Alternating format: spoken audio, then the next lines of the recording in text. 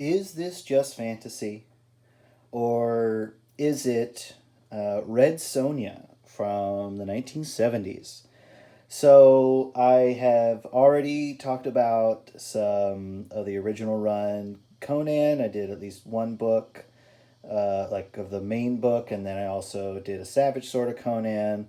It's only fair that I also take on Robert E. Howard's other famous sword and sorcery character here in her like original run.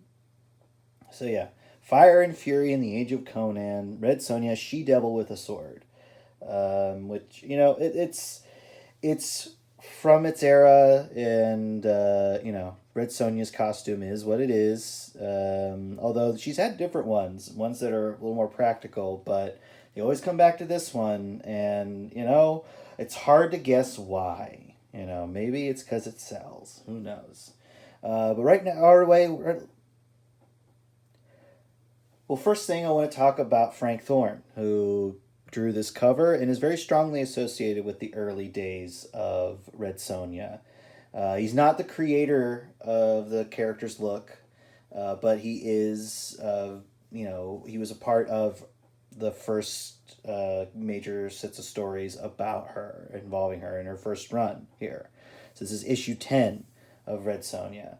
And he's an artist who he loved drawing his voluptuous ladies, and how dare he? But also, if this is not for you, it's not for you. But I'm interested in the quality of the drawing, and he is, I think, a really great artist. I think he has a really interesting way of rendering things. And right away we have these awesome like gargoyle demon things. I say gargoyle because like their faces look very much like the gargoyles from, I guess it was like a TV movie called Gargoyles, with like effects work by Stan Winston, like early Stan Winston stuff. I'll show like a picture of like some of their faces, but that's what I get from these things, especially like the face and the head. But like really interesting textures all over their bodies here, and really nice sense of color. I think he did his own coloring, so I think yeah, I love this little like kind of shadow strip going through her. But let's just get into the book.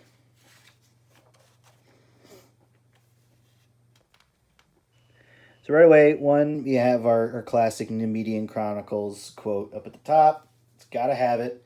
What I like here is we have our for writing credits. We have Roy Thomas, who's responsible for a lot of these Robert E. Howard adaptations happening. But then we also, who is editor, but then Clair Noto as but they're both listed as writers. So we have Clair Noto responsible for our story here. So this is not an adaptation of an existing Robert E. Howard story. It is an original. And we have here for Frank Thorne for art, lettering, and coloring. So that's unusual, especially for this time, is to have one artist responsible for all three of those tasks. But it seemed like he had a specific way he wanted it to look, and so he's responsible for it. Right away, some really great renderings of like these bat monsters. It's clear, you can tell what they are. These beast men, and also this cool raft with like soldiers and stuff on it. You can see hints of the soldiers here, but you're gonna find out with Frank Thorne, he wants to draw Sonja. That's what he wants to draw, and so that's who's going to be prominent on most pages. But yeah, we have our title of our current story, Red Lace. So I did read this ahead of time, so I do have some insight into the story. But yeah, so apparently these guys are wearing like these like red lace outfits, so they're really like this kind of like paler color. But here we have like a battle scene. And I will say, like with these battle scenes, like a lot is done in the writing as far as to cover maybe some lack of clarity due to composition, because like, well, like the composition of the page is really good, but like we don't really see as much of the fighting. Like we get a sense that there's fighting happening, but we have to, like, there's a lot of dialogue to cover any holes that there may be in the visuals. So if there's a criticism I have for it, it's that like there's just some telling and not showing that I wish was the reverse. But no, like, I mean, the figure work is of course great. He's got these really great close-ups that he does, and he loves like just her real big, like, kind of curly hair, big curly hair. And we have our tag along here, who he's like the inheritor of a kingdom, and they're trying to inspect for it, and his mom is a sorceress. It's good classic fantasy stuff, with these creatures and everything. But what I love is this image right here. Is they're on their raft. Looks like we got some dead people in front of them, but we have this cool like castle or structure that, like, it starts off looking like it's like natural earthenware or like even like the stump of a tree, but then it turns into this artificial structure, and I think that's a cool idea. That's a really cool idea, a really interesting fantasy concept, and an interesting thing to draw. And I really love this panel. I love the composition of it. He loves having her like kind of pose with that sword, like kind of resting there. It's a thing he likes doing. But yeah, really nice stuff. And we're having to conflict with these beastmen, plenty, and yeah.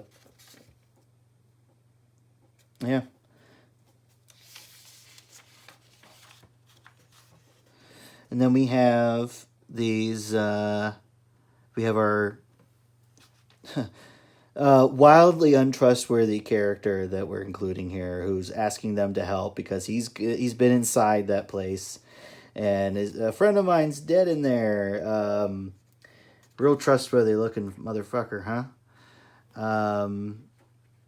But yeah, we're moving along here, and I'm just gonna talk generally. Like, I love his line work and the way he inks. It's very interesting and stylized. It's very unique, and he also does interesting like page layouts. He'll get rid of the box sometimes. He'll have elements just completely breaking out of it, and sometimes he'll do like little ornamental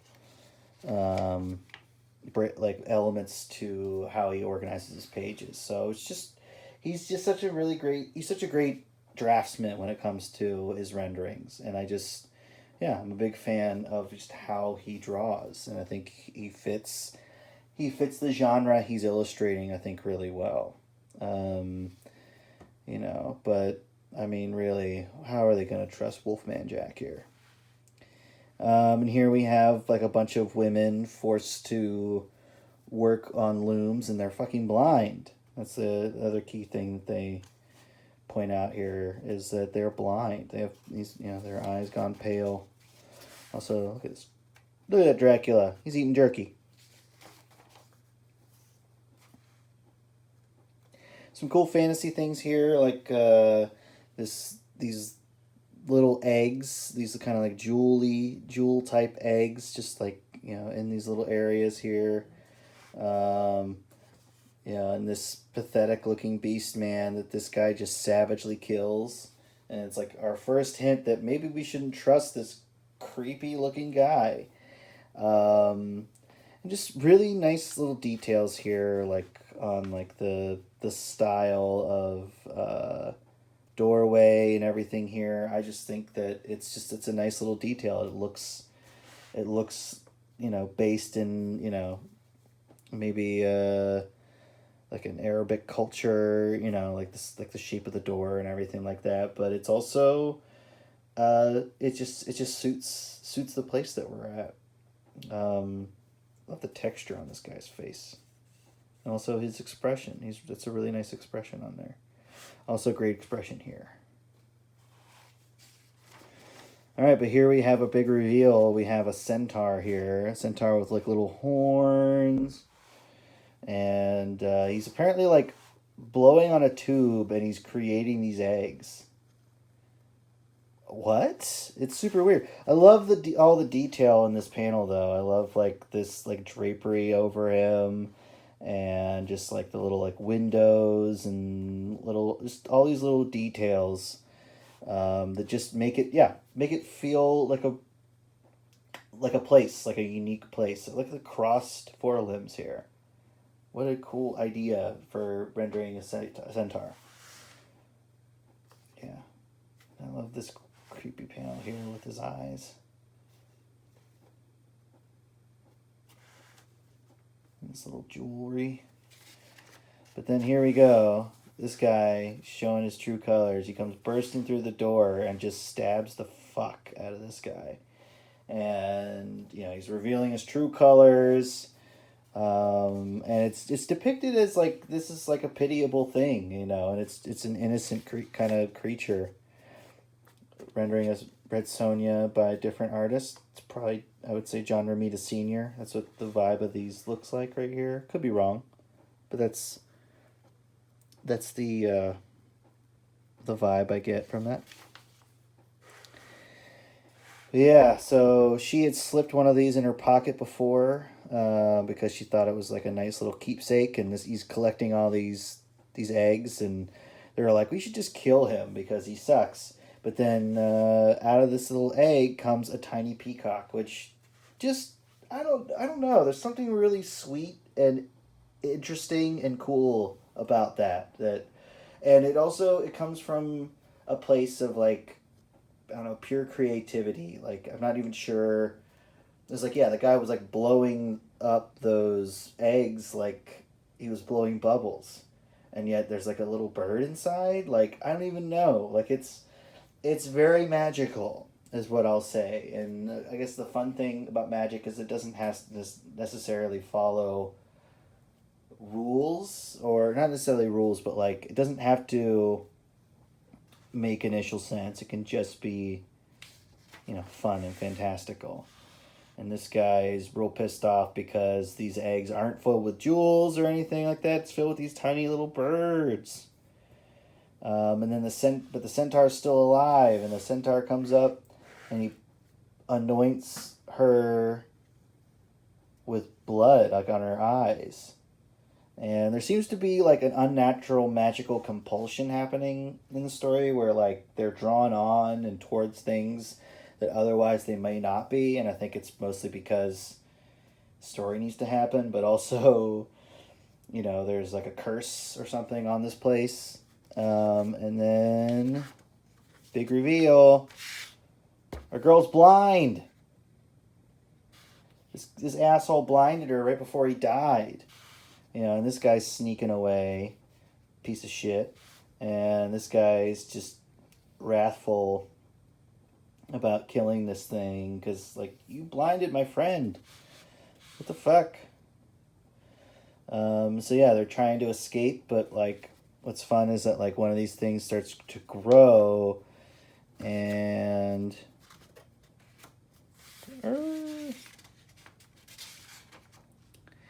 it's giant. It's a giant peacock dragon monster. It's great. It's great. I love it. That's how it ends.